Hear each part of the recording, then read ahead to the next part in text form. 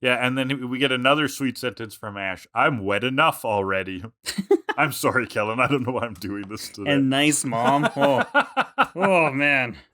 What an episode. Our podcast is marked explicit. Thank you. Hello and welcome, San Diego. Good morning, Vietnam. What was that movie called? Was that movie literally called Good Morning, Vietnam? Yes. Yes, it was. Yeah.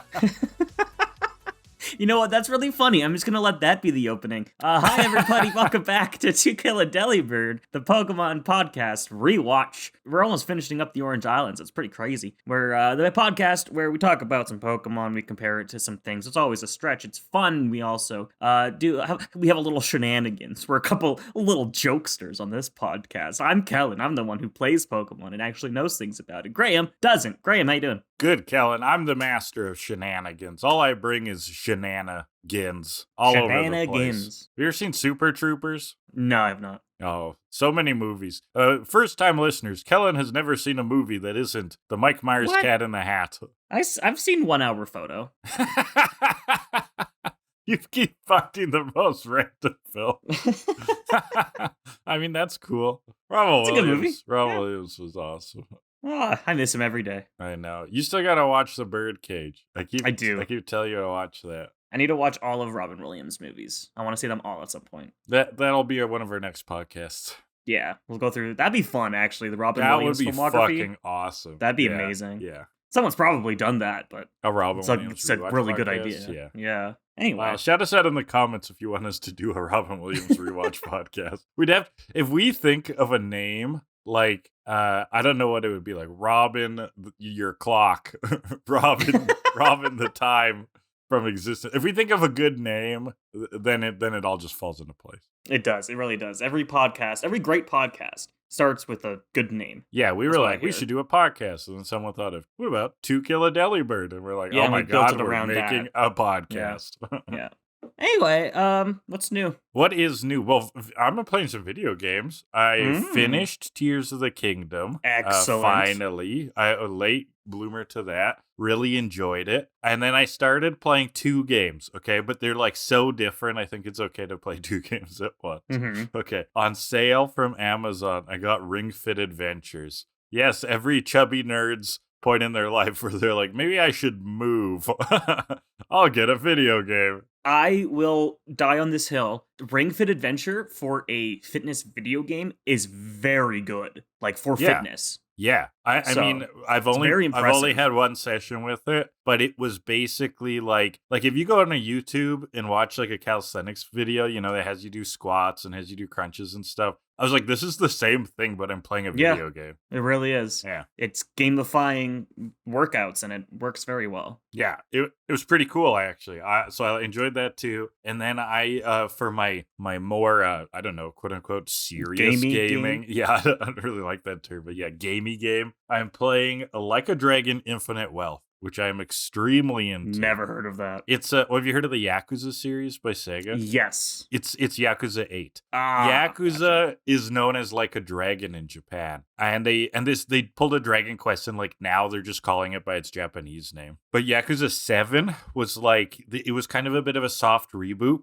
And they turned it into a JRPG. So that's where I got into the series. It used to be a beat 'em up. Now it's like a turn-based JRPG. And their reasoning, how it works in game, is the protagonist, Ichiban Kasuga, is really obsessed with Dragon Quest. So that's how he sees the world. So when like a thug comes up to him and wants to fight, he's like, a slime draws near. And then he sees himself as like a knight. So you're fighting like sleazy businessmen in Japan and stuff with a baseball bat.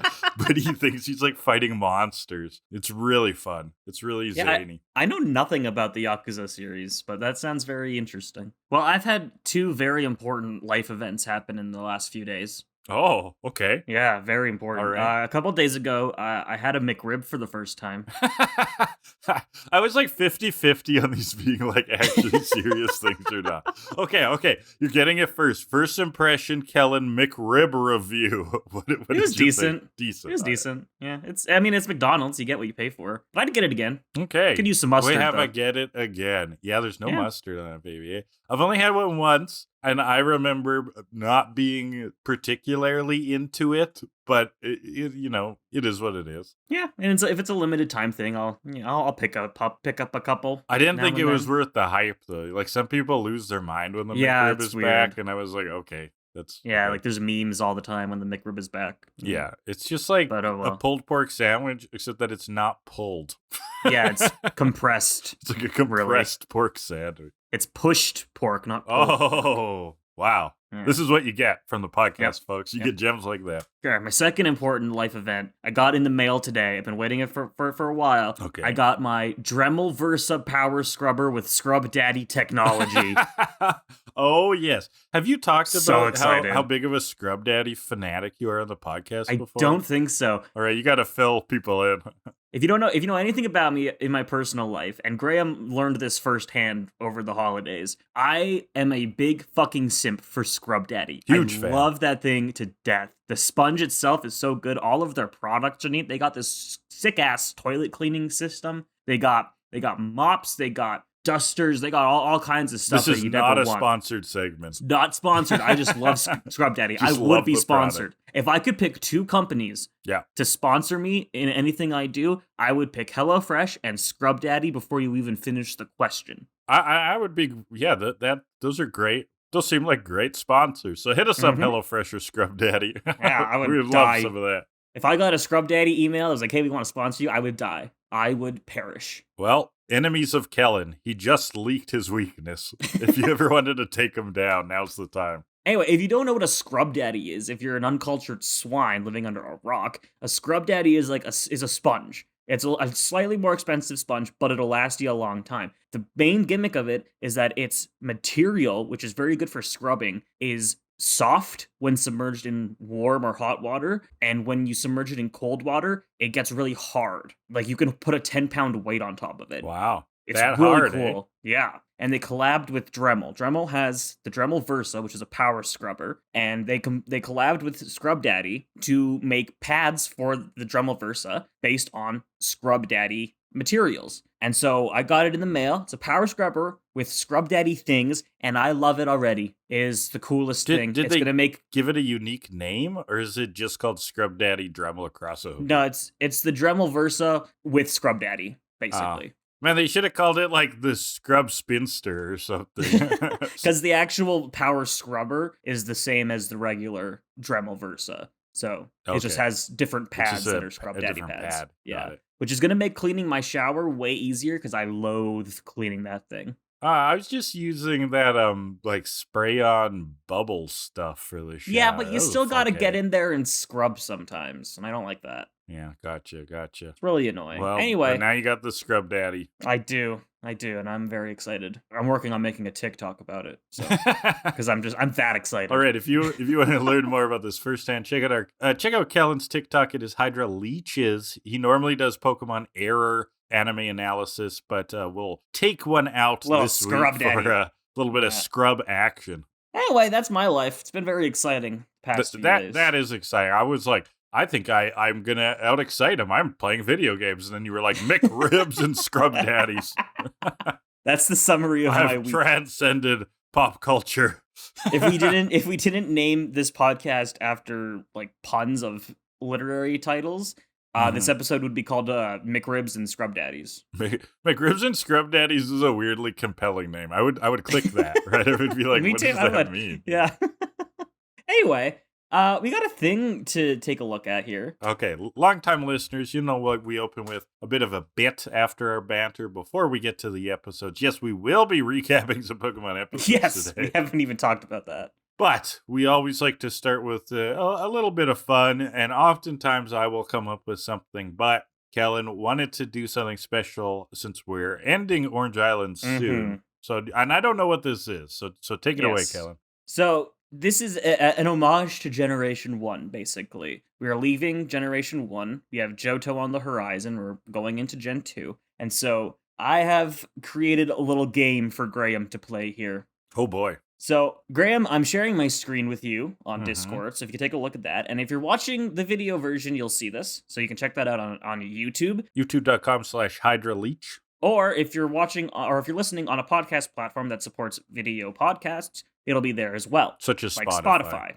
So, Graham, we should be seeing some Photoshop, huh? Yeah. All right. So, under these 15 poorly drawn Pokeballs, Okay. I have a Pokemon under each one. Oh boy. Your job will be to take those 15 Pokemon and try to determine what are my 10 least favorite Pokemon from Generation 1. Okay. So let me walk through this. So you have a definitive bottom 10 list. Yes. Right? And you have been gracious enough that instead of having to guess this from the 150, you will reveal 15 Pokemon to me and I pick it from there. Yes. And will you be revealing these one at a time? And I try to, and then I make a guess? I'll reveal them all, and then you can... Oh my god, okay. Think out loud. Okay. As it were. Now, for my goals here, like, what are you trying to get out of this? Is it like, oh, if Graham gets, like, figures out the 10, that's good? Or, like, the ranking really matters? I'm more so just curious as to how poorly you'll do. Okay. Your bottom. I mean, we've been doing this for a while. I feel like I know you pretty well. Yeah, but also, how well do you know me? How well do you know my opinions of Gen 1 Pokemon? Okay. After 58 weeks. All right. Wow. There's a lot of pressure here. I'm sweating. I feel like I'm going to get kicked off the podcast after today.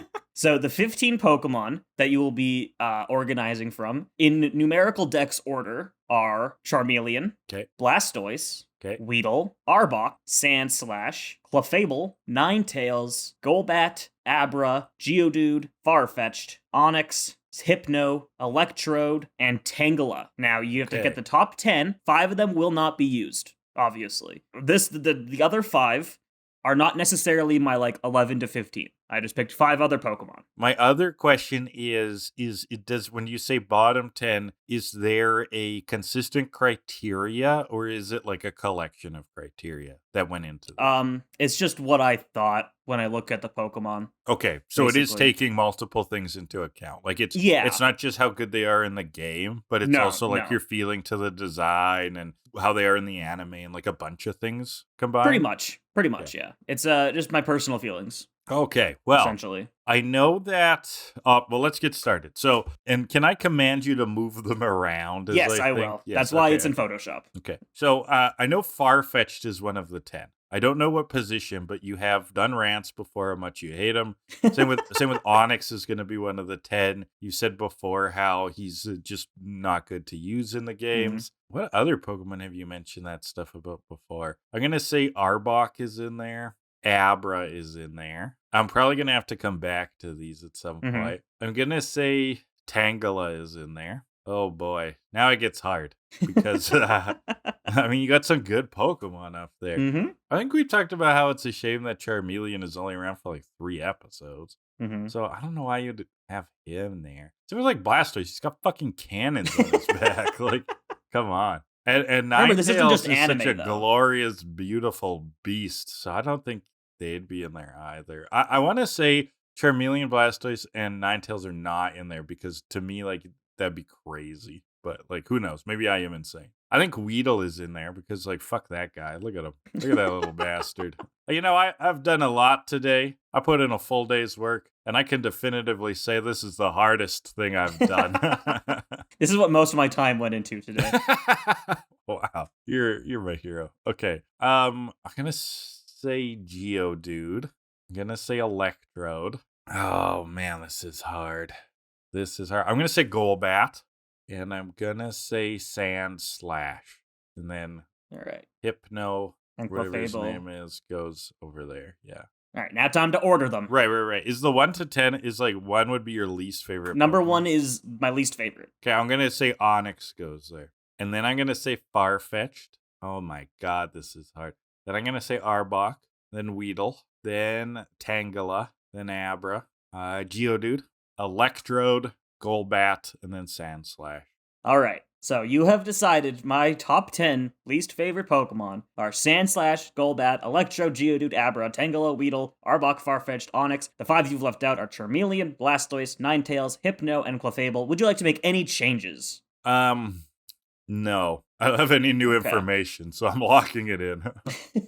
So, here are my top 10 least favorite Pokemon. Are you ready to reveal? Yeah. All right, at number 10, It's Charmeleon. Oh my god! And I took him off intentionally. I said that we talked about how it'd be nice if he was around more because he's such a brooding bad boy. He's really the James Dean of Pokemon, right? Yeah, sure. So let's hear it. Why is he your 10th least favorite Gen 1 Pokemon? This is almost exclusively because of his Gen 1 back sprite. Oh, I hate it. Okay. I hated looking at that thing. Okay, that when I kind was of makes kid. sense. So, listeners, game enthusiasts in Pokemon Red, some of those graphics were kind of scuffed, Bad. and they would show you like the Pokemon from behind if you were using them. I guess they have for a while, but some of them looked really rough, and Charmeleon's looked really terrible. Weird. You're right, totally. There were times I raised Charmander to like level 35, so I didn't just have so to you look could at like Charmeleons. skip past it. Yeah, basically. All right, number 9 is Tangela. Okay, so I got Tangela, different position, but at least you got it on the board the at list. least. And my thought was that I think they're pretty useless in the game. Yes. Am I right? Basically. Yeah, its moveset sucks always. It doesn't get any real viability until Gen 4 because it was given an evolution. So Tangela itself, still not great. All right. And what's the evolution? Just like more viney hair? Yeah, it's bigger, basically. Is it big and tall? Tangled? No, it's Tangrowth. Oh. Yeah, it also has arms. Has arms as well. Oh my god, it grew arms. Wow. Yeah. All right, number 8 is Farfetch'd. Yeah, I knew he'd be on there. I thought he was much higher just because you've had rants before. You've had rants. Farfetch'd is garbage. And it sucks, but I do still like its design, and I wish it was better. Okay. Like, I have some love for Farfetch'd. It just isn't good.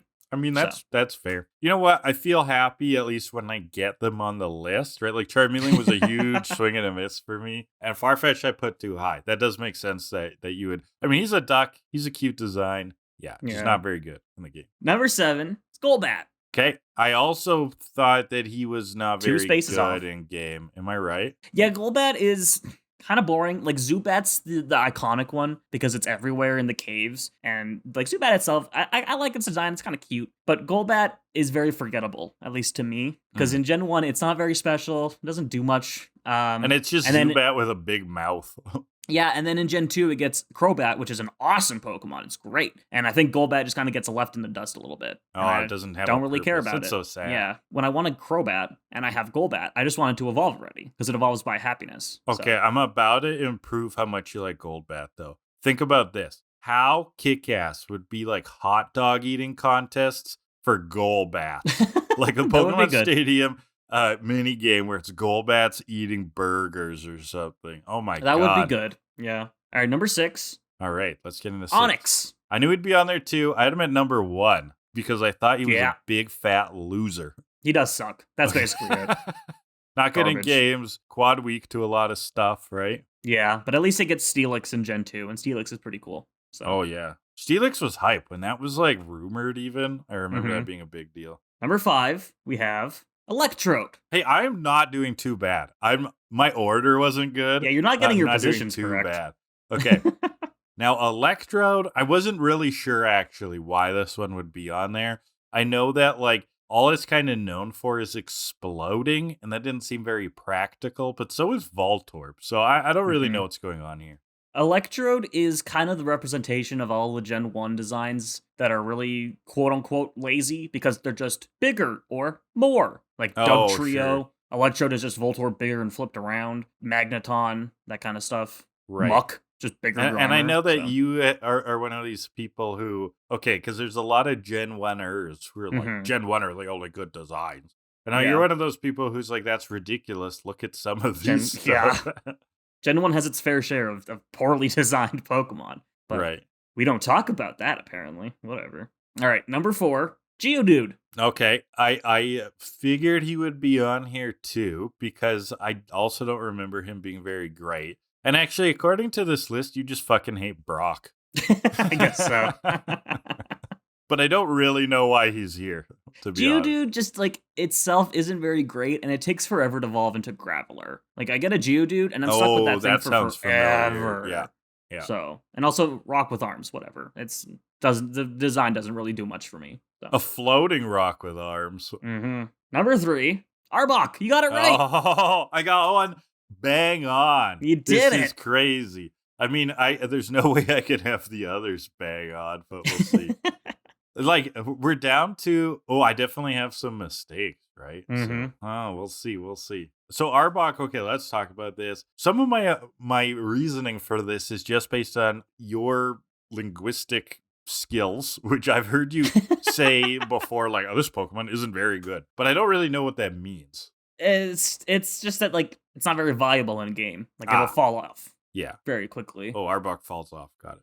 Like something like Butterfree is very good early game because its stats are higher than most things you would fight in the early game. Right. But since it has those higher stats in the early game, it falls off like mid to late I remember that. I remember as a kid liking Butterfree, but like by the Elite Four, you're like, oh, Butterfree. Yeah. Oh boy. Basically. All right, number 2. You didn't put this one on your list. Hypno. Oh man. And I was down to thinking either Sandslash or Hypno was on there. I knew it was one of those yellow bastards. Like, look at them. Hypno just creeps me out, basically. Okay. And you know what's funny? I couldn't remember. It was like a coin flip in my head. You either found Hypno creepy or cool, and I couldn't remember which one. Hypno, it's too humanoid. Right. For one. For two, its whole lore is that it kidnaps children. And I don't like that. He is a sleep paralysis demon, basically. Yes, right? He is. There's a whole section of Fire Red and Leaf Green on the Sevi Islands where you have to go rescue some guy's daughter because Hypno like led her into the forest or something. It's just harrowing. Weird. That's harrowing. Yeah. All right, and the number 1. I got it wrong, didn't I? Least favorite Gen 1 Pokemon. If you've watched my Pokemon Yellow Nuzlocke videos, you know this. I'm right then. No, you're not. It's Sandslash. Off. Oh, okay. Well, I got it. I got it on there. I thought that Abra was the problem in your Nuzlocke run. That's fine. I just hate Sandslash. It's garbage. It's boring, and it does nothing for me, and I don't want to ever see it. So clearly putting it at number... Oh, that's funny that I came down to its other Hypno or Sandslash, but it was actually both in 1 and 2. Yeah. Wow. Okay, I didn't know this. Why do you hate Sandslash? Like, so you hate him more than Sandshrew, right? Yeah, Sandshrew's pretty cute, but Sandslash just bores me. Like, it's not particularly special. There are plenty of other Pokemon that do its job way better. And it's just, its design does not excite me at all. I see it, and I just go, eh. But it's like Sonic the Hedgehog and Knuckles had a baby. It's not a very cool baby, then. Had a baby with Tails' color palette. No, I wouldn't have guessed that. I thought Sandslash wasn't that bad. He's got big claws. Nah, if you've seen my Yellow Nuzlocke videos, every time Sandslash comes out, I refer to it as, like, stupid fucking Sandslash or something. Oh, I just thought that's how you talked. I mean, that too. That's how you talk to me. With Sandslash. Do you not like me? You piss me off sometimes, but, you know. Right. Whatever. That's part of the territory. Anyway, you got 8 out of the 10 Pokemon on the list. I didn't do that bad. I don't think this is an embarrassment. Correct position. I didn't nail it, but I don't think it's an embarrassment. Yeah, it's all right. It's all right. And I also thought Weedle, because, like, look at that fucker.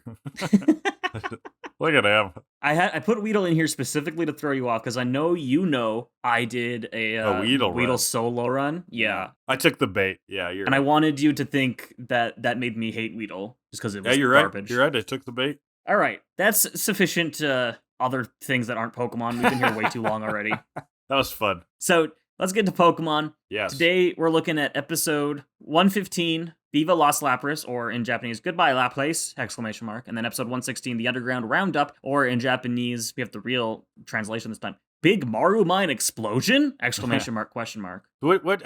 you feel about these? They were fine. They're okay. They were definitely fun enough, but a weird, and a lot of long anime kind of do this a little bit weird thing where they'll like climax an arc and then just sort of like fizzle for a while. Yeah. And this is like what this is doing. It's like we've had the climax and we're sort of excited to like get on to the next thing. And these are just like, they're kind of like necessary wrap up. That's not to say that they don't have their moments, and this particular first episode, Viva Las Lapras, does have some, like, it makes you feel some things, but it does feel a little bit just like, I guess we gotta go through this. Okay. Yeah, it's got some important story, but, like, the Underground Roundup doesn't. It's just pure filler, and I don't really feel like the filler right now. I just want to get to Johto. Exactly. Yeah. So. We're full. All right, let's jump into Viva Las Lapras. All right. So Ash is one, very hyped. He wants to stare at his trophy all day and all night long too, as he says. Okay, that's interesting.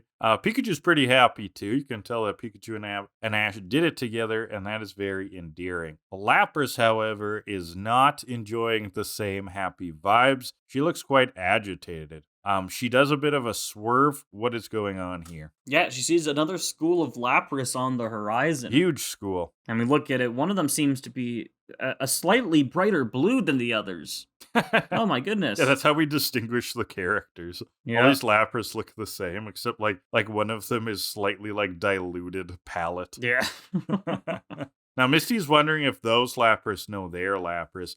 Something we might struggle with a little bit when recapping this episode is what to call all of these Lapras. So we've got Lapras, who is our Lapras, and then we've got a bunch of other Lapras, and then we've got light blue Lapras. Got it? There's also face tattoo Lapras. We call him Prison Mike. So Tracy reasons here that this may be the school that Lapras was separated from. And then we get a flashback to the entire scene from the beginning of the season where we learned that Lapras was separated from its friends. I wrote down takes a while. Yep. It's literally like the like whole scene from like episode 3. It's ridiculous. Mm-hmm. But getting out of the flashback, Ash is excited to meet Lapras's friends. Yep, and then, but also in the flashback, important reminder that Ash and the gang promised to get her back with her friends. Important to remember there. Right. But back in the present, the school of Lapras ain't having it with our Lapras. Oh. Light blue Lapras seems to like call back to it, but is peer pressured to shun our Lapras. Yeah, they're like, don't talk to that one. Clearly, so Ash yells at them. Yeah, Ash really yells at them. Why turn your back on a friend? How could you? It's kind of sad. And then they kind of like hit him with a water gun. Yeah. Yeah, the Lapras then kind of attack. So they hit a water gun at Ash and then missed and then kind of... They disappear, leaving Ash and gang mystified. You like that one? That's not even from the show. I just wrote that down. Whoa. So at the center or something, Oak theorizes that the Lapras are scared of humans. And then Jenny comes in. She's like, yeah, there's poachers. I know why they're scared of humans. They're pirates, There's humans shooting at them. Yeah, but this is also the no-catch zone. So it's like a preserve, right? I guess. Right. Now, Ash says pirates like Captain Hook. Interesting. Captain Hook is here. And knowing how we've talked about fairy tales, we have supposed that all of Europe is a fairy tale in this world. And now Captain Cook being a fairy tale within the real world would mean they are referencing a nested fairy tale. A fairy tale within a fairy tale. That is some Is that interesting? Mm-hmm. Jenny says more like Captain Crook. Oh. No, that's what they call the pirate captain. Ah. This one. They call him Captain Crook. And so Ash, of course, is like, ugh, it can't be the pirates. It's got to be Team Rocket, right? I'm in denial about everything. It's always Team Rocket. Well, you know, that's kind of funny that you said, of course, because there are other times when it is really obvious that it is Team Rocket, and they're like, who could it be? Yeah, exactly. And so he says, Team Rocket are 3 of the sneakiest, snakiest, lyingest losers you'll ever meet. Oh. And from behind the curtain, we hear, who are you calling loser? But he's got the rest right. He's got the rest right. It's Team Rocket. Team Rocket, they flip open the door. They're clearly wounded. They're like in casts. And they go, prepare for trouble, assault and battery. Make it double. Thanks for the flattery. Yeah, and then they're in severe bandages. They're all beaten up. They rip off the bandages in their classic, revealing their outfits, and then they realize, oh shit, we're still in severe those pain. casts were doing something. Yeah. They were holding things in place. And so we get our second flashback of the episode. The pirates destroyed their submarine and broke every bone in their body. Oof. Goodness. Oh, right. So leading into that, I do have some sweet sentences here. James goes, those briny braggarts bombed our boat. Those suffering scallywags smashed our submarine. And that's when Meowth yells, it's flashback time. Yeah. He breaks the fourth wall on that one. That was funny. Beautiful. I like that. Also, when Ash is talking to Jenny and he's like, it's Team Rocket. Jenny says, like, now tell me more about these 3 Team Rocket, or this Team Rocket trio. Even though he never said anything about 3 Actually, of them. I wrote that down too. Yeah. How does she know it's a trio? He never said that. And so Jenny asks them to, come down to the station to take a statement. And then go take a look at their records. Wink, wink. And so Team Rocket dashes out of the hospital, and Ash just says, I hope they just keep going.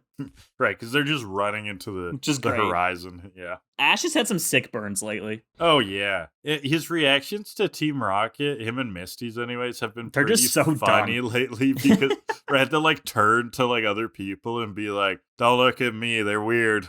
Yeah, just let them get this out of their system. We'll be back and running up soon. Yeah. Don't worry. So we go back to the Lapras. The light blue one is still kind of sad. And seems to be disagreeing with Prison Mike. He calls her a little bitch for having feelings, which was very uncalled for. Oh, horrible. I see you can speak Lapras. Interesting. Yeah, I can translate that one. Only that one scene, I think.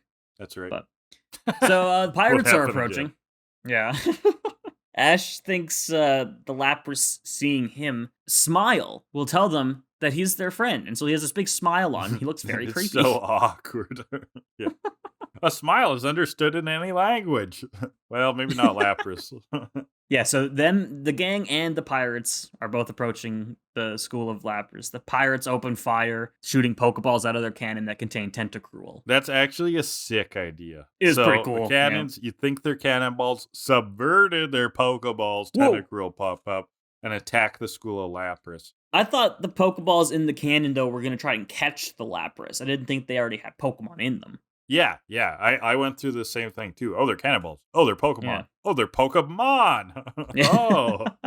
Yeah, and the pirates here, okay, so it's like a fat one and a skinny one, and the fat one's like, no good lily liver jellyfish or something like that. Now, the skinny one, though, to me, and I want to get your take on this, sounds like Meowth. Yeah, okay, it's absolutely Meowth's voice actor. Right, it has to be. I'm not crazy. More evidence. That's good. Yeah, and from him, it's a lot of like, yes, Captain. Yeah, yes, it's whoa, and a bottle of rum for sniveling me. sidekick kind of stuff. Yeah. I just looked it up on Bulbapedia. Yeah, it is Meowth's voice actor. Okay. Just and also, I'm not sure if I was expecting these quote unquote pirates to be like 17th century pirates, you know? I thought it was just like a poaching term, but they're like actually out of like a time rift. Yeah, on a big wooden ship. Yeah. So the Tentacruel go for poison stings on the Lapras, but the Lapras water gun them, break through, and it's a whole chase thing. More Pokeballs, more Tentacruel, and now is when the gang is approaching them. And Tracy's like, I gotta go tell Jenny about this. And so he hops onto Meryl and swims off. Right. And then Ash, Misty, and Lapras are swimming towards the school of Lapras that are getting attacked. And this is actually, I thought this was a pretty cool sequence, because Pikachu's riding on top of Lapras. They're all very determined. We got some good music going in the background. It was fun. Oh, yeah. So they're heading into the fray. And then we get a cut to Team Rocket in the Magikarp sub. So they're nearby, saying how the pirates swipe the decks with them. You mean swab the decks from Meowth.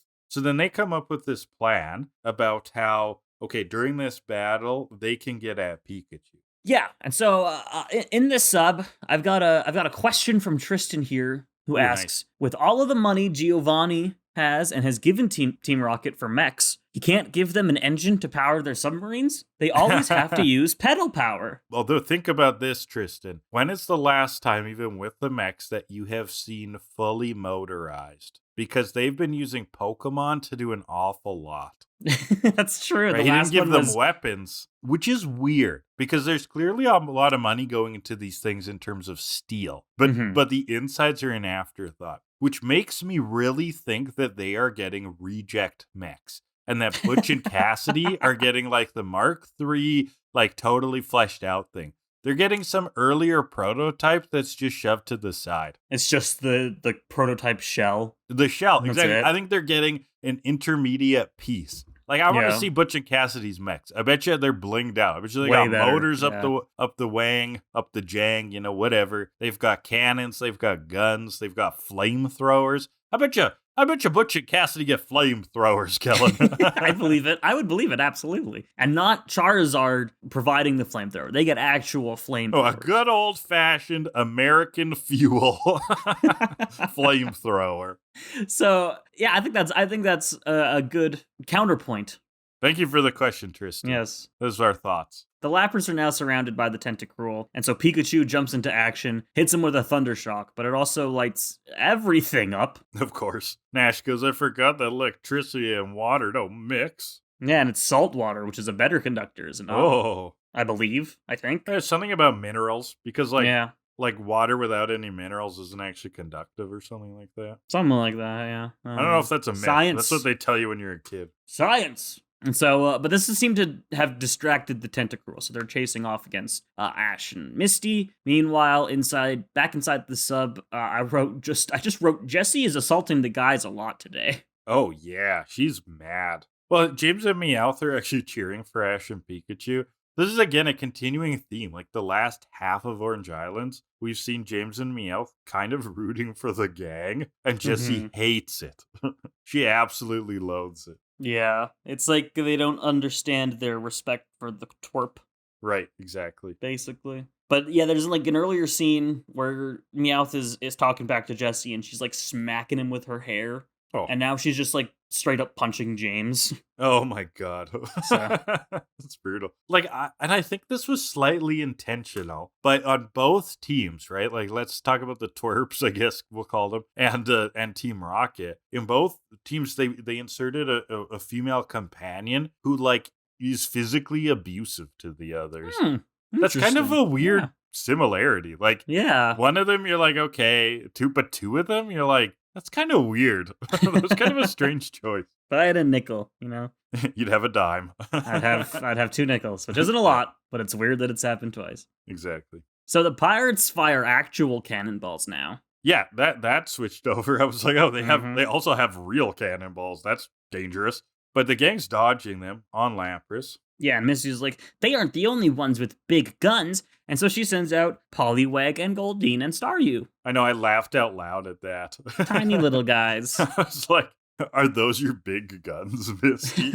Ash gives her Goldeen Squirtle is a as well. goldfish. Yeah. Ash gives her Squirtle as well, and they all water gun to break the ship apart. I think the more viable strategy would have been to burn the motherfucker down with Charizard. Oh, yeah. And you know what, Kellan? Charizard, now that he listens, is just the viable strategy in a lot of situations. Yeah. He's a fucking dragon. He's the big red button now. Exactly. Thinks he should actually work. Yeah, burn down the ship. That would have been crazy. And Ash and Misty just watch and in glee as the pirates wail and scream to their demise. Oh, the show got started. And then the after show scene, the final scene leading us out is the pirates at the insurance office collecting insurance for their boat. Getting accused of fraud because they're known as pirates. And they're like, this is discrimination. It was we a actually got Charizard. burned down. It was a Charizard. Some 10-year-old in his Charizard. They're like, we're going to believe a 10-year-old did this? He's the chosen one, I think. The whole world turned to him earlier. That's the whole thing. Oh, I didn't get a ticket to that movie. Sorry. So the pirates are out of cannonballs, and so the Captain Crook's like, I'll use a scuzzball, and shoves his pirate assistant into the cannon, fires him out. It just nearly drowns the guy, basically. Yeah, what happens to him here? He I just, don't know. nothing? I don't know if we get any follow-up on that. No, I don't think so. So Lapras fires off at the leader Tentacruel, and they give chase again. The light blue Lapras watches in emotional pain as our Lapras tries to save the day. Oh no. Now, this is funny. So the whole setup here is that Ash and Lapras are kind of leading the Tentacruels away, right? So it's Ash and Lapras in front. And Team Rocket now is realizing they're following Ash, and they go, hey, if we're behind the kid and Tentacruel's behind us, doesn't that mean they'll get to us first? And they go blasting off again. Yeah. Yeah. I like their logic puzzle demise. Yeah. So now they're catching up to Ash. Misty has gotten aboard the pirate ship and has seemed to tie up all the pirates somehow. Yeah, Misty herself. is like me when I play Assassin's Creed 4 Black Flag. She single-handedly boarded a Spanish Armada ship and just like tied them all up. She's secretly a ninja? Is that what you're telling me? Are the assassins ninjas? I guess I don't know. kind I've never of. played it. It's actually a fun game. Black Flag. Yeah, she tells them to call off all the Tentacruel. Captain Crook refuses, and so Poliwag waterboards him. Yeah, I wrote that down too. Wow, we think so alike. I was like, then Misty waterboards the captain. Because she's like, call him off. And he's like, I never will. Then I'll torture you. Torture. But the Tentacruel now have Ash surrounded.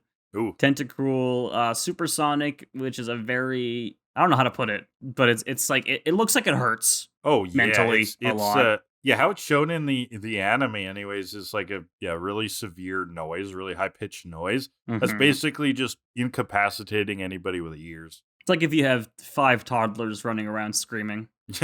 The power of 5 screaming toddlers. So, Tentacruel then launches off at Lapras, but what's this from off-screen? An ice beam freezes the Tentacruel. From all of them, and they sink. Of Lapras. The light blue Lapras swims in with the school, and we learn it's Lapras's mom. Oh my god. Aww. And then, Kellan, we get Ash mutters our sweet sentence of the day. Are you ready for this? I'm so ready. He says, nice mom. I love it. I have no response to that. Okay. I don't see how you could.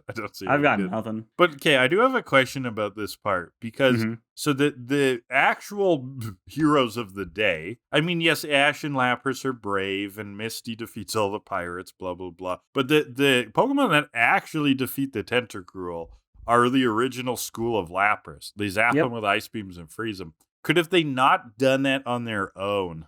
Yeah, they probably could have, but... So Ash and Gang pulled an Indiana Jones and didn't actually add anything to the plot. No, I guess not. Yeah, because they didn't need to, like, lead the Tentacruel away. The School of Lapras could have just... The School of Lapras could have done just it themselves. Yeah. So yeah, no, the gang isn't really necessary here at all. The Lapras can fend for themselves. But later, Jenny has the pirates and Team Rocket now. She's all under arrest. Yeah, Jesse says, you lumped us in with these scummy, scurvy scavengers. And Meowth's ready to turn coat. He's like, I rooted for you. She's like, well, that was nice of you. James also goes with Meowth. They're ready to testify that they were rooting for the twerps. Well, and ever since the Poliwag episode, James and Meowth are big Misty fans. Yeah. They're like, yeah, we didn't doubt it for a second you beat all the pirates. And so I believe Jenny tells them, tell that to the judge. So the court system is the same in the Pokemon world. They have judges. That is interesting. Yeah. Now, does that tell us it's the same in the sense that judges are the same role, though? Or do they have sort of a Judge Dredd setup where there is a judge, jury, and executioner who is a single super-powered cop thing that will just execute them? Execute? Yeah, and it is an execute. Exactly. Yeah, you got through my pun. It's literally, they just throw eggs at him. Yeah, exactly. That's it. Yeah. I think that's it. Now you'll talk to the judge is just a weird way of saying they're going to chuck eggs in their face. You got it. And the gavel is just another execute. They just smash. They just smash them. It's all eggs. It's eggs all the way down. That's our court system. And so the Tentacruel are released back into the wild. Misty's like, don't go getting caught by pirates again. Or something like that. I actually wrote it down because I liked this sentence. She said, just make sure you don't get reeled in doing the dirty work from another boatload of bandits. But maybe they like doing that, Misty. Did you ever think about that? They have autonomy. Be better. I mean, that's actually a weird thing to bring out, Pokemon autonomy in the Pokemon universe. I think you know as well as our listeners, it's complicated. It's very complicated. But it's also a kid's show. Right. So... Ash is saying goodbye to Lapras as well in the water. Yeah. Because he is letting her go back to her friends, her school. Right, so he's happy for Lapras, but also a little bit sad that he's not going to be on her back anymore, which is a funny sentiment. Well, it's something he says to cheer her up. Right. He's like, I won't be riding on you anymore, so that's pretty cool. Yes. Yeah. That's pretty neat, yeah. That's good for you. And so she launches him into the ocean and then licks him. Yeah, and then we get another sweet sentence from Ash. I'm wet enough already. I'm sorry, Kellan. I don't know why I'm doing this today. And nice, Mom. Oh man. What an episode. Our podcast is marked explicit. Thank you. But the school is waiting for her, and she tears up. It's sad. We get more flashbacks, like in the Butterfly now we get episode. a montage with like cheesy 90s music. meeting Lapras, the first badge, eating seaweed. We didn't really have a lot of material from Lapras, so we get eating seaweed. That's a thing. They used her as a boat. Yeah, that was remember? it. She was the vessel that got Ash and gang to every island. That's what she was here for, basically. Right, and that's basically also why they removed her. It's like telling the audience, yeah, we're not going to be on water anymore. Yeah. We're going back to a land season. Yeah, and like 90% of her screen time is like at the beginning of the episode. We're like, oh, the Ash and the gang are off to Mandarin Island. Right. So Ash and gang are off to some sort of weird orange pun island. yeah, and then they get to the island, and Ash is like, "You've done a lot, Lapras. Time to rest." And then we see Lapras going into the Pokeball. That's it. That's it. all. Most of Lapras' screen time. Yeah, maybe an ice beam if they really want to show her off, but not usually. Lapras' like real big time to shine was the first badge, pretty much. So, yeah, with the race. Yeah. Ash tells her to get out of here. Get out of here. And so she dives. Now scram. Yeah. So she dives, returns Ash to the boat before she heads off back to her friends. It's very sweet. Misty they and all Tracy shout their say goodbyes. goodbye. Bunch of we love yous. Pikachu really has is poetry in words. She says Pika Pika. Beautiful. Pika Pika. And then Lapras breaches and we get a freeze frame. That was cool. That was cute. I liked it. And so we have I got another question here. A question from Alex this time. Oh, nice. Do you think all of Ash's released Pokemon remember him after they leave? Maybe they all meet up and hold an annual meeting with each other where they discuss Ash and his idiosyncrasies. You know what? I love that idea. Like I'm idea. thinking of it almost like Alcoholics Anonymous, but for like post Ash. It's like these are the overcoming Ash ex Ash Pokemon. So we've got Pidgeot, we've got Lapras, we've got Butterfree, and they all have like this convention. Primeape got left at the gym? Is that what happened? Yeah, technically to train, but I don't know when we ever see him again. You're right. No, he's definitely part of it. Yeah. It's like, well, my name is Primeape. Hi, Primeape. I'm Primeape, and I was one of Ash's Pokemon. Well, I've done a really good job of like not thinking about him and not doing stupid stuff, but like the other day I put on a baseball hat and I turned it and I'm a little bit ashamed. And they're like, it happens, Primeape. It happens. We're here for you. Primeape, you got to turn in your 9-month chip. I'm sorry. What do we all say? Never with the hat. It's a gateway. Okay, Alex, I love that idea. That is really funny. That's fan art. That's totally a good fan art idea. The meeting of Ash's released Pokemon. Yeah, plastic chairs in a circle. Friends. Yeah, good one. But with Lapras jumping in the air, that is the episode, and that is Lapras. Okay, so with my literary hour, I'm not going to go too in depth here, but the trope I wanted to call out is actually a lot of fantasy. They will have like a peoples who is purely nomadic. So this is like a traveling tribe who doesn't have like a single place to live. And of course, this is based on like real societies, right? Like there's been nomadic societies. It's very uncommon nowadays. There probably is one or two small nomadic societies, like maybe in Mongolia, but I honestly don't know what I'm talking about, so I don't know why I went there. But the one I'll call out is in the Wheel of Time series. There's a peoples that is usually called by other people the Tinkerers or the Traveling Folk. Their tribal name is Tuathan. I probably pronounced it wrong. But yeah, they're a fully nomadic peoples. They have brightly painted caravans. They're kind of fun and aesthetic, and they're in search of this higher belief they have. They're looking for something called the Song. They're basically hippies and they're pacifists, so they won't fight even if they're going to get killed. So kind of an interesting idealistic peoples, especially like in contrast with a lot of the warfaring that happens in the Wheel of Time series. I'm bringing this up because like the Lapras were a nomadic peoples, right? Like they are not stationary, they travel. That's why our Lapras like couldn't keep up with them at the start. Of course, that's probably based more on whale migration patterns because that's how a lot of types of whales work, right? Which is pretty interesting. I guess. Dude, whales make a lot of progress over like a couple of years because like let's say gray whales, they're always on the move. they will be at like by Iceland at one point, and then they'll be like by Vancouver. Like they go all around the world. Hmm. Yeah. Interesting. Whales yeah. are weird creatures. Oh They're man, cool. I love whales. They're very cool. They're Marine like animals are awesome. these majestic. I think they seem very they have like a majesty to them. I think it's because they're so big that there's something like awe-inspiring. All right. Shall we rate? Right, so now we're getting to the 4-pour, the plastic ping pong pitcher of objective rankings. We're going to randomly pull 2 categories and rank Viva Las Lapras based on those categories. What do we got first, Kellan?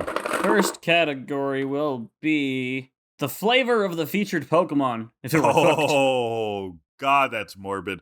Lapras would be pretty good, I think. Yeah. I think Lapras would be a banned food for sure. I'm into like seafood. Again, going back to the whale metaphor, I don't think people would eat Lapras. I think they would have used to eat Lapras, and then there'd be like a ban on them because they're like endangered. Yeah, I believe that they would be endangered. I want to say that Lapras has some like dex entries about that. Oh, really? Yeah. It also might be an allusion to the giant Loch tortoise, Ness. which the Loch Ness, sure, yeah. Yeah. But no, in terms of endangeredness for eating, I was thinking of the giant tortoise, which was like so tasty that it never survived trips back to England and to Spain from the Galapagos region. From Red and Blue, a Pokemon that has been overhunted almost to extinction. It can ferry people across the water. Yeah, that's a giant tortoise reference, Yeah. I think. So definitely, it would be illegal to eat it, but that doesn't mean it's not tasty. So this giant tortoise also apparently had like a water sac that like inside of it that had clean water. So like they would also kill it because it was a source of clean water on their trip back, which is like kind of important and rare. Yeah. I'm going at least a 9. I think this bad boy slaps. I think it's an exotic, interesting meat. I think it would be illegal. I don't know if I would go 9.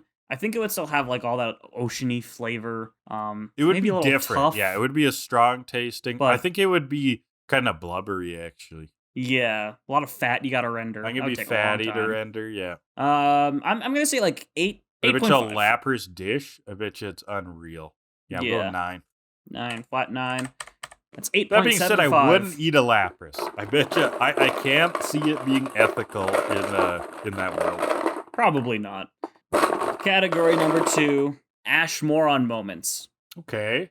Well, we had some fun shitting on Ash, but they were sort of fantastical. They didn't really happen in the episode.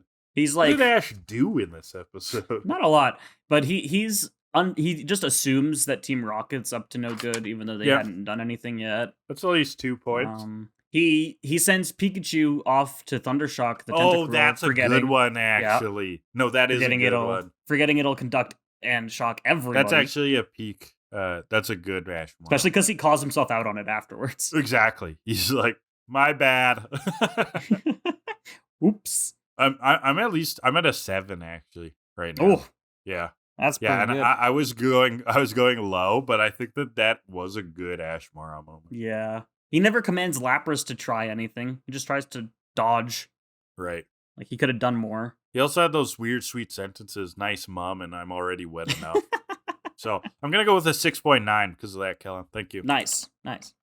I'm going to go, I don't know if I'm going to go that high. I'm going to say flat 6. Flat so that 6, is a nice. 6.45 for Ashmora moments and a 7.6 overall for Viva Las Lapras. Pretty good decent score. Yeah. Pretty good score, yeah. It's up there. For kind of like a fillery episode. Yeah, I don't take much pause with it just because it has that like story implications or impact. It was a necessary episode. Yeah. Yeah, they did have to do it.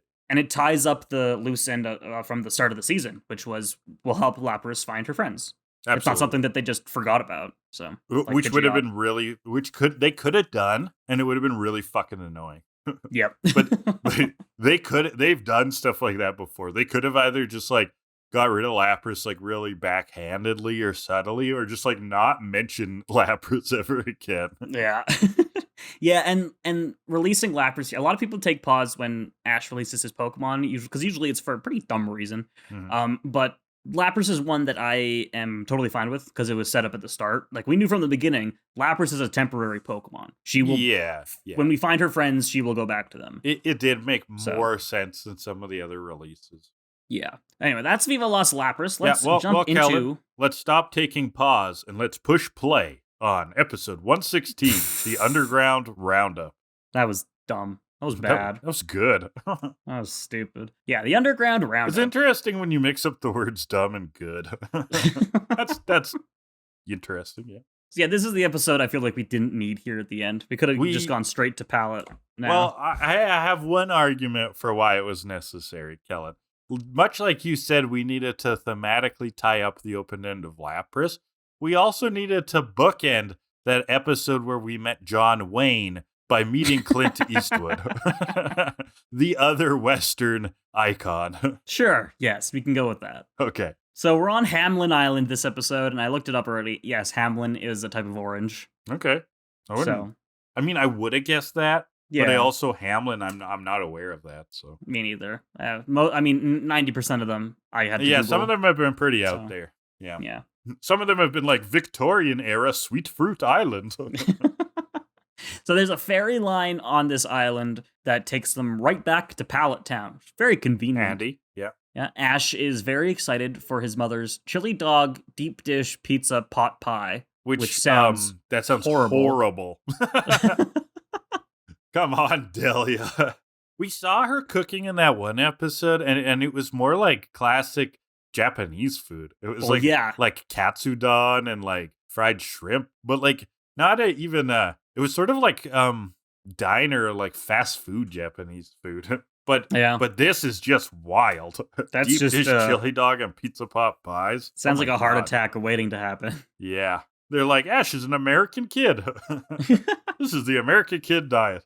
Ash is excited for that. Tracy's excited to meet Oak. Misty says Oak's probably excited to finally get that GS ball, which we haven't really talked about in a long time. No. Good to bring that up again. You have sort of alluded that not much happens with that, which I'm a little disappointed about. But and then we see a sign. They're at a bridge. The sign says people are forbidden to cross this bridge. It's too dangerous. Tracy's like, let's take a chance. What's the worst that could happen? I'm Tracy. I like feet. Let's go anyways. And it blows up. Yeah. That was like more extreme than any of them were expecting. Like dangerous conditions like wind, waves. It explodes. Bridges in this universe are not great. The first bridge had a gang on it, and now this one blew up. Yeah, basically encountering a bridge is like, okay, you're going to have to really watch yourself. This might be one of the sketchier locations of your life. And so they paddle across in a little boat to the other side. There's no one here, though. It's deserted. It's a ghost town, empty. It's a complete ghost town. But we see some shiny eyes from menacing the eyes, alley. Creepy music to accompany them. And they get to the ferry, and the door's locked. They can't get in. Togepi wanders off. There's a Voltorb. She like chases it down and becomes friends. Togepi and this Voltorb are playing together. Togepi is on top of him like a circus ball. Oh my god, it's adorable. Ash dexes Voltorb, even though Ash, they've blown you up already in this season. So I'm surprised he didn't dex the Lapras while he was on a Lapras. Like that's how dex happy he's You're right. You're right. That would have been funny. I don't point it out all the time anymore. But when it's something like, you should have a traumatic memory of this. It's been worse. They've blown you up. It's been worse in Orange Island. Like, it's constant. And I'm sure it'll be back to 0 at Johto. Oh, you think he'll be dexing a lot again? Yeah, I think so. So, Misty tries to grab Togepi, but she latches onto the Voltorb. Very cute. And then, we see a bunch of Electro down the alley. Tons of them. Ash tells Misty, don't worry, Misty. Don't sneeze, or move around, or breathe. If I don't breathe, I'll croak, she says. So Voltorb, small ball, boom, explode. Electrode, big ball, also boom, explode. Dude, that's everything you need to know about these Pokemon. Yeah. We do see, though, like, it's sort of ambiguous at some points if exploding kills them. It does not, though, right? It's like them puking or something. It's like some nauseous guttural reaction. Yeah, it just knocks them out. Knocks them out, yeah. Doesn't kill them. So the Electrode are all sparking now. So the gang moves quietly. They don't want to set these things off. But a signboard falls over. So the Electrodes start exploding all over the place. And Ash really has a way with words. The sign falls. He goes, that's a bad sign. So the gang runs, but they get surrounded by a bunch of Electrode. They're trapped. They're cornered. when suddenly, from atop a building, Clint Eastwood releases a bunch of Diglett. Yeah, and it totally is Clint Eastwood. Like, just like that other cowboy, like, looked like John Wayne. This is the man with no name, Clint Eastwood. So from the Dollars trilogy, Sergio Leone's Dollar trilogy. Probably losing you, Kellan. You don't care about movies. But those movies actually slap. Like, those are Westerns I've gotten really into before. They have, like, Spanish guitar and trumpets, and they're just, like, super vibey. Right? And Clint Eastwood walks into a bar and says, like, 2 words, and he's got a cigar, and then he, like, shoots a bunch of people. They're wild. I know the Community paintball episode that spoofed it. Oh, yeah. That spoofed Fistful of Dollars. Fistful of Dollars, I think you're right, yeah. So it was called A Fistful of Paintballs. Oh, there you go. Yeah, it did. It's a great episode. It is great good. episode. Yeah. So he tells the Diglett to take the electrode underground. They dig holes for the electrode to drop into as they explode. And he's like, "It's not safe. Follow me." Yeah, and he even does that kind of voice, right? Like he's clearly trying to like speak through a mouthful of gravel. Yeah, it's not safe. And he spits. He doesn't spit. Yeah, then he spits out his tobacco chew. Yeah, it was a weird product placement for Pokemon. Yeah, they're like, now line your gums, kids. We got Big League Chew spits. Yeah. So he takes him back to the ferry terminal, and he basically explains everything. The island was once flush with people, but a scientist started raising Voltorb for power experiments. They multiplied, evolved, and got really irritated being crammed in such a small space that they started blowing up and drove all the people away. Yeah, it's basically like those stories you hear of like someone taking, say, like a rabbit to an island that doesn't have rabbits and they're overpopulating. Only in this case, the rabbits also have dynamite strapped to them. Yeah, these electrodes were fucking like bunnies. Yeah, exactly. Exploding bunnies. Now, we learned that the cowboy has a name, Poncho. Poncho. Right, that's very, yes, because he wears a poncho. Great. That's like in Sailor Moon, we've got Tuxedo Mask, and that is always one of the greatest names for a character ever. What should we name him? Well, he's wearing a tuxedo, and he has a mask. Like if I was Face Shirt. We'll call this character Man, because he's a man. Oh, so good. He's in love with Woman. Oh, so inspired. They have Baby. Baby 1, Baby 2. So yeah, Poncho was hired by the mayor. He's a Diglett rancher. His mission is to get all the electrode off of the island to... The mayor hired me. I'm a Diglett rancher. There's a prairie on the other side of this island. Then a Diglett pops out of his hat. I trained these Diglett to dig holes and lead the electrode down the tunnel so they can live on the prairie. Oh, yeah. That's it, yeah. That's the story there. They're happier there. They're happier. There's a lot of space for them to run around. Then Poncho gets a phone call, and he's sounding a little agitated. Turns out he was fired.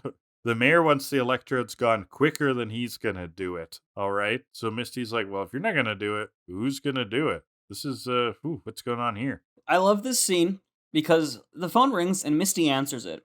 And she's like, Poncho, it's for you. Poncho's the only person on this island. Who else would it be for? The electrodes. Yeah. Can I speak to one of those exploding bastards? Yeah, that is hilarious. The mayor wants this done ASAP. Mm-hmm. However, by whatever means necessary, Poncho's doing it like the ethical way, but the non-ethical way would be faster. Slower. Yeah. And the non-ethical way we find out is probably to wind up all the electrodes in the middle so that they blow all at once, and then you can dispose of them because they're injured. Yeah, they do a mass climax, you know. They all blow their load at the same time. Blow their payload. Yeah. Yes. Yeah, they want the electrode gone now. Poncho's off the case. They've hired new people. Who could that be? And we see ominously the new guys are approaching in a sub. Who could that be? Oh my god. And it's revealed. A giant tank rolls down the street. It's Team Rocket. Surprise. In their unfriendly electrode eliminator. But yeah, it is just like a tank-like thing. Yeah. Time again to prepare for trouble, just like always, make it double. And then they go into the chat. And then James's line is, he goes, surrender now or prepare to fight. And he coughs in the middle of it. I don't know what that was about. Yeah, that didn't really have a purpose, did it? No, it was weird. That's strange. Yeah. Maybe it's leading up to James having like asthma in the next season. Oh, they're playing the long game here. Yeah. He's actually developing some bronchitis. Yeah. He's gonna have to go to the doctors later. It's a whole episode about how the Kanto medical system doesn't really care about long-term diseases, and he has to pay out of pocket for it, and it's a real mess. There's a pay out of pocket. There's horrible waits, right? He's not getting the treatment he needs. It's like, it just became a very serious commentary. So James leaves Team Rocket to go into politics to change the healthcare system. For reform. Yeah. And Jesse, but is always the devil on his shoulder, trying to get him to do like nefarious things with his political power. Yeah, That'd be a good spin-off. That would be a good spin-off. I like this. Yeah. This isn't just the unfriendly Electrode Eliminator; it's the environmentally unfriendly Electrode Eliminator.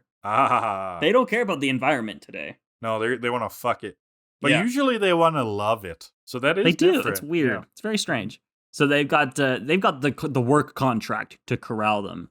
Mm-hmm. Ash doesn't trust them for obvious reasons, but Poncho's like, "No, the work order has the mayor's seal on it.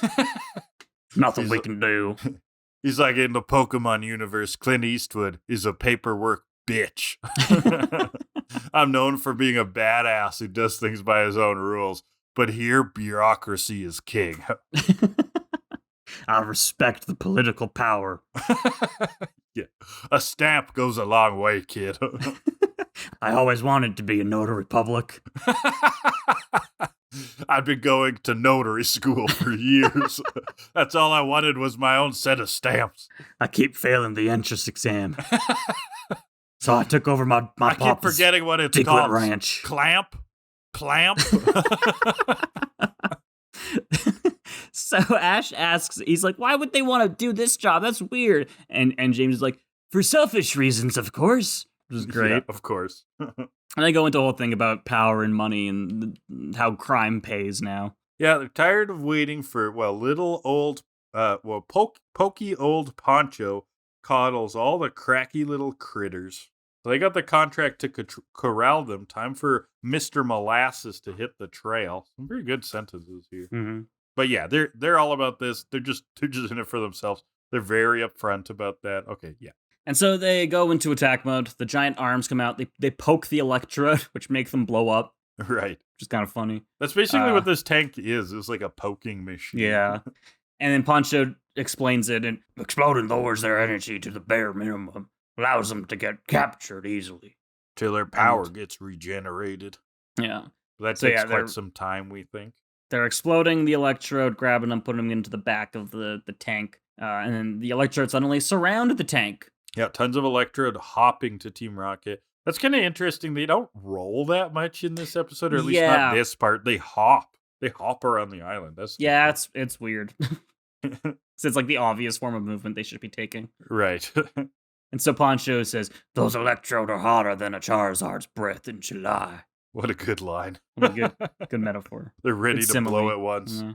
If they blow up the island, the whole island's going to go down. And so Voltorb throws himself in front of the tank. The stakes really went up here because, like, before we thought they shouldn't be all corralled and explode at once because it's unethical for the Electrode, but now they're saying it will also destroy the island. Yeah. Which isn't in the mayor's interests either. Voltorb throws himself in front. Togepi, seeing her friend put himself in danger, starts wagging her finger to do anything that she can do. The fingers glow and she starts jumping. Now, this, in the dub, Misty's like, what are you doing, Togepi? Why are you just jumping around? In the original Japanese, Misty notes Togepi's using Splash. Oh, weird. Which is a good joke. Togepi used Metronome. Stick with the good joke, yeah. Togepi's been using Metronome for a while. Most of the time, it causes giant explosions. This time, she pulled the worst move out there. Right. Which is good. They should have kept that. Why did they true. That? There's some game knowledge and some subversion there. Yeah. Now, there is this exchange, though, because Misty doesn't just say, what are you doing? She then says, like, maybe Togepi's trying an attack. Yeah. And Tracy does that fucking thing again, where he's like, Togepi's too young for that. Just mansplains at her. Yeah. And he's wrong. So, yeah. So, Team Rocket tries to poke at the Voltorb. It's just dodging around, rolling out of the way. Just It's yells, like, "This isn't a video game." this thing is Interesting. slipperier than a greased Gengar. Oh yeah, that's a good one too. So Togepi runs in to protect Voltorb. It's really cute. Pikachu runs in to protect both of them. He goes for a Thunderbolt. It does nothing. Meowth even points this out. Shockproof like usual. You should know us by now, basically, is what Meowth says. Enough gabbing, now Electrode grabbing. And so now Poncho jumps in with his Doug trio. Not just They're a Diglett. disgrace to the Electrode wrangling profession. We got Doug Trio. Of course, that would be his knight in shining armor, because it's 3 Diglets and not just one. He doesn't send out 1 Diglett. He sends out 3. The triple Whoa. pack. Now they tunnel burrow under under the tape. Team Rocket's Yeah. whole tank. Yeah. They drop Team Rocket down into a big tunnel. And then it's time for Diglett to finish the job. We get some triumphant music coming on as Diglett finish tunneling around the Electrode. And they bring him down to the prairie. Team Rocket gets carried along with them. The Diglett act like a conveyor belt, which I thought was pretty funny. That's very cool. Yeah, the Diglett now are lining this cavern, which has basically become a giant underground trail, leading Electrodes and Team Rocket alike throughout this, and then spitting them out onto the prairie. And then we get a nice wide shot of all the Electrodes just jumping up and down in the prairie. Which is very, and they're super very funny happy. to me. Yeah. And so the gang and Poncho lower down in Poncho's Diglett balloon, which was great. Which it's Love so that. funny to see Ash and gang in a hot air balloon for once, and not Team Rocket. Poncho lets Voltorb out to go be with his friends and family. Togepi, sad to see Voltorb go. It's her new friend. It's so cute. It's so sad. Right, so Misty gives it like a parental lesson. Sometimes friends have to say goodbye, but they're still friends in our heart. Oh. So Togepi waves goodbye, and it's very adorable and heartbreaking at the same time. Now, I got a question/observation about the actual victory here that Poncho has had. You know, his technique, he actually succeeded in the ethical extraction of the Electrode, right? Mm-hmm. I'm proud of that 3E sentence, 3E phrase.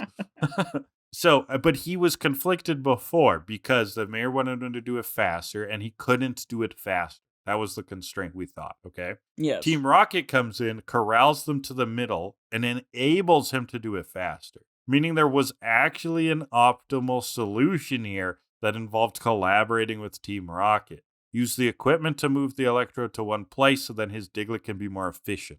Mm-hmm. That's kind of interesting, no? Yeah. It was like a weird happy accident from crime. Yeah, he was kind of taking it slow, I guess. I He was guess. like, this is going to take me another 3 days. Wait, so the moral of the story is that competition is healthy for capitalism. He shouldn't have had a single... he shouldn't have had the monopoly. He shouldn't have had a monopoly on the contract, right? There should have been multiple bids, okay? Mm-hmm. The mayor should have put out an RFP like it happens in Canada. That means request for proposal, where then other firms need to bid on it. And the most sort of like lucrative and most efficient and most thought out bid in terms of plan wins. So where exactly was the RFP system at work here? Not fleshed out. I guess. Come on, I haven't Mayor. figured that one out. So, back at Hamlin Island, the people have returned, the ferry's back up and running. The mayor even gave Poncho a bonus and a key to the city. Whoa, crazy. Misty calls him a movie hero, and he blushes. He's like, I'm no movie hero. That was pretty good. That was a good joke. I'm clearly not a ripoff of a famous Hollywood star. And so Ash invites this strange man he just met to go back to Pallet Town with them. Yeah. And but he's My not. mom would love it if I bring home a weird cowboy. Hey, Mom, this is my friend Tracy. This is his Pokemon Venonat, Scyther, Meryl, and this is a grown man named Poncho. He's got a full beard. So, he's gonna go back to the prairie, though. He's like, I'm going back where the Electrode call home, or something, whatever. He says, I've got a home where the Electrode roam. Yeah. He basically starts writing a country song. And then he heavily hints at the gang that they'll see him again. He's like, maybe I'll see you again someday. Oh, yeah. They don't. No, Pokemon Never. Pokemon is horrible for checkoff guns in the long term, right? Yeah. It's like you would think that if something's getting set up like this, that it would have a purpose later. and it never Nope. does. Never once. It's crazy. It was wild when Tot Snap was there for like 3 episodes. Oh, I know. That was like, oh my god, continuity. Yeah. And so he sees them off on the ferry as the gang head back to Pallet Town. But, we see Jigglypuff's aboard. We haven't seen her in a while. It's been a minute. But there are brand new adventures awaiting just beyond the horizon. And as they head back to Pallet Town, that is the episode. Okay, so that brings us to a literary hour. So the trope I want to bring up here is a Western trope of the cattle drive. This is a common plot line from a lot of Western books, and then, more so in movies and TV show as well. But this is the plot line of we need to get cattle from X to Y, and there are dangers along the way. And sometimes it's done for reasons that actually help the cowboys, but a lot of times there would be like sort of other incentives, like maybe the cowboys are sort of like roaming looking for work. Sometimes there's big money, small money influence. Sometimes there's crime along the way. So this kind of loosely fits that, at least with the like overt cowboy themes here, is like we've got to get these cattle back to the prairie. So this does show up in some books, like as a trope, like Blood Meridian by Cormac McCarthy. Apparently it's a great name. Cormac McCarthy? Yeah. Blood Meridian. Cormac McCarthy. Well, he also wrote name. The Road, right? I think that's like probably his most famous book. I don't know. It's just a good name. Oh, also, I think he wrote No Country for Old Men. So you would that was a pretty famous movie. Basically, like modern era Western, what's the word? Sort of like angsty Westerns, kind of, that like are heavy on vibes. Like think like The Last of Us, but without zombies. Just sad dad vibes. Just a sad dad. Yeah, That's sad the dad. whole show. The series.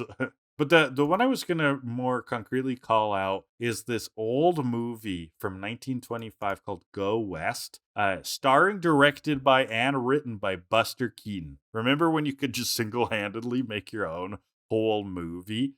I believe this is in sort of the silent era of movies, where Buster plays a drifter who then is caught up in a hole in basically moving cattle. I think this has been spoofed a lot of different times. Yeah, it involves him having to get a herd of cattle to the stockyards, and he has to fight off attacks by an enemy rancher and then guide all those cows. And he ends up through the streets of a city guiding the cows as well.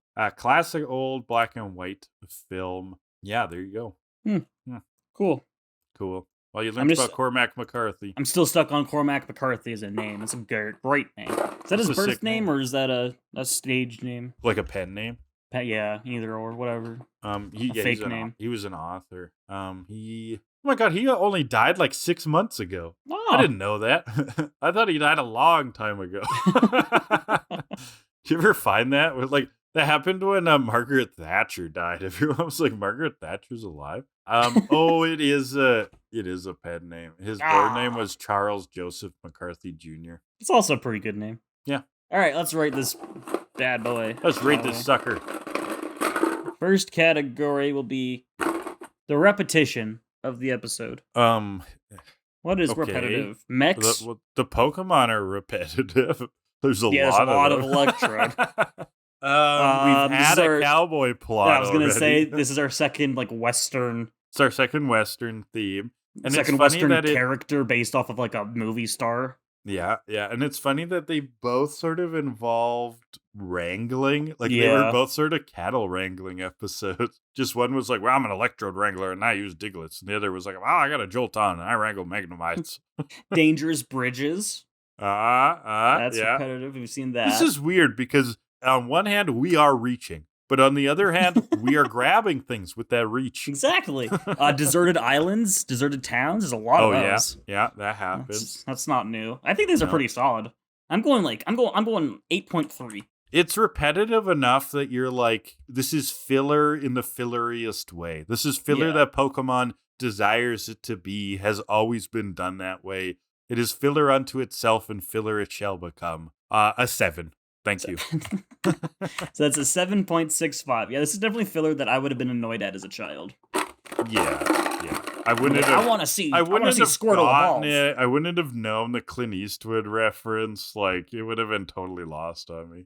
All right, category number 2 will be the episode title. And I just clicked over the 4-4.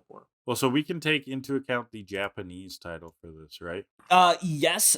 I want to go a step further. Okay. And Bulbapedia has like all of the different language titles. Oh, sick. So I want to do those as well. So we have the Underground Roundup, which is already pretty good. I like that. That is not a bad name. Yeah, it's a nice internal rhyme. It's fun. Japanese, Big Marumine Explosion. Okay. In Arabic, Electrode Encircling Mission. In Bulgarian, Journey Underground. I like Electrode Circling Mission. Yeah, that's good. Mandarin Chinese, Electrode's Big Explosion. Czech, The Underground Match. Dutch, The Underground Floaters. European French, Underground Gathering. German, Electrode Dilemma. Hebrew, Electrodes Collecting. Hindi, Underground Road Trip. Hungarian, The Abandoned City. Road Trip. Italian, there's 2 for Italian. The Abandoned Island and Mission Electrode. That one's good. Polish, an Underground Roundup. Brazil, Portuguese, The Underground Roundup. Portugal, Portuguese, The Underground Reunion. Romania, An Underground Round. Latin America, Spanish, The Underground Patrol! ! Exclamation mark. And in Spain, Spanish, The Underground Roundup. Mission Electrode is pretty funny. Electrodes Collecting. Electrode Dilemma. Underground Gathering, nah. The Underground Floaters, that one's weird. I like Electrode's Big Explosion, you know why? Because it reminds me of like a Pee Wee Herman movie or something. Or like Ernest Takes Manhattan or something. Like it's just like it's one of these tacky kid shows names. Electrode's Big Day Out. The Electrode's jerking off in a theater. Because of Pee Wee Herman. I'll have you know, Kellan, that was a porno theater. It was meant for it. Oh, was it? Yeah, actually look that up. But he was arrested for it, so I don't know. Yeah, he was. Anyway, Mission Electrode, I love that. That one's very funny. The Electrode Encircling Mission. Yeah. Big Marumine Explosion. That one's fun. I mean, the Japanese names are definitely, they're so strong. Yeah. They're crazy. There's some good contenders. The English one's pretty good, actually. Yeah. The Underground Roundup is a nice title to say. I think it should have like the majority share of the score. Okay, because we're English speakers, yeah. Because we're English speakers, but like all the other ones can take a part as well. I'm going pretty high. I think if one of them was like so legendary that we just like our eyes caught to it, then it could have a bigger take. It could, but yes. Otherwise not. I'm gonna go 7.8. Too much water. It's actually it's a slot machine for me today, Kellan. We're pulling all sevens. 7 7 I'm giving a 7, yeah. All right, that's 7.4 for episode title. Average of 7.525 for the Underground Roundup. Good week this week. Yeah, I mean, we were good. Maybe we were in a good mood or something because these were actually strong. You pulled some solid categories as well. So right. You know what they say? You're extra objective if you let your mood get into it. Yeah, sure. That's what they say. That's how it goes. Anyway, that's it for this week. We did it. Awesome. So next week, wow, big week. Orange Islands. We're finishing it. Off. Yeah. Done. The final 2 episodes of the Orange Islands. We'll be looking at episode 117, A Tent Situation, or in Japanese, Back in Masara Town! ! That's followed by the finale. Yeah, it's valid. Followed by the finale of Orange Islands, The Rivalry Revival, or in Japanese, Rival Showdown! ! Satoshi versus Shigeru! ! Can't believe Miyamoto's in this episode. I was actually going to bring that up. I was going to be like, okay, so Satoshi was named after like the original Pokemon creator, right? It's supposed to be like a stand-in, I think. Maybe, yeah. Or so. One of them, or something like that. I think so, actually. And then is Gary his revival? His coworker at Nintendo? Shigeru Miyamoto? Oh, Adventure of Mario and Zelda? I looked at Gary's Bulbapedia page and his names, like they have the origin and stuff. Japanese name, Okito Shigeru, derived from Shigeru Miyamoto. Oh, get out. It actually is. Wow. So it's supposed to be like, they're just supposed to be co-workers. Yeah. That's hilarious. Wow, cool. All right, well, that's next week. We're finishing up Orange Islands. It's crazy. I know. It's wild. We've come a long way since first meeting Pikachu in Pokemon I Choose You. It's been a while. It's been 50 And then meeting Pikachu again in Pokemon Emergency. Yeah. And then, we got to see him again in Ash Catches a Pokemon. Just gonna go through all the I episodes. really enjoyed seeing Pikachu in Challenge of the Samurai. No, I'm done. Sorry. Yeah, no, I've enjoyed this journey. Please tune in for Orange Island finale next week. Having a lot of fun. And that's about it. So, yeah, you can find us in the places you can find us. So, on the YouTube channel, that is youtube.com/HydraLeech. Kellan does the TikTok Hydra Leeches, where he's got Pokemon analysis and a Scrub-a-Daddy show off this week. Ooh la la. We can find the audio version wherever you get fine podcasts. So like Spotify would be one example, iTunes, etc. Where else? You've been twitching. You can find us on Twitch. A lot of balloons these days. And you said you're getting some views, so that's cool. Yeah, Bloons Tower Defense has gotten me more views in the last 3 days than Pokemon has gotten me in the last month. Wow, Luigi's Mansion can get fucked. Bloons Tower Defense is where it's Luigi's Mansion? What? Didn't say anything about Luigi's Mansion? Luigi's Mansion a long time ago? Yeah, years ago. Yeah, well, that's what I remember you streaming. It was beautiful. It's the first time I ever played Where else? It's a great game. You can also reach us at tokillladelibird@gmail.com. And on Twitter. And we got Twitter, To Kill A Delibird. That's about it. Intro and outro music is there you go. 80 Synthwave by Alexi Action. Well, partner, you ready to mosey? I'm ready to mosey. This town ain't big enough for the 100 of us. Down to the local watering hole. Where I'm going to get filthy drunk, because it's the only way I can cope with existence. I'm actually going to get a soda, I think. They have these nice homebrewed sodas that are local to every town. I'm going to try a ginger ale this time. Oh, ginger ale. Makes me feel like I'm on an airplane. Except I'm a cowboy. Why would I know what an airplane is? Cowboys can know what an airplane is. They didn't have airplanes back then, did they? Well, a modern day the cowboy. Civil War? Oh, a modern day cowboy. Yeah. Got it. This cowboy in this episode was from 99, so they'll have planes. That's true. Culture yourself.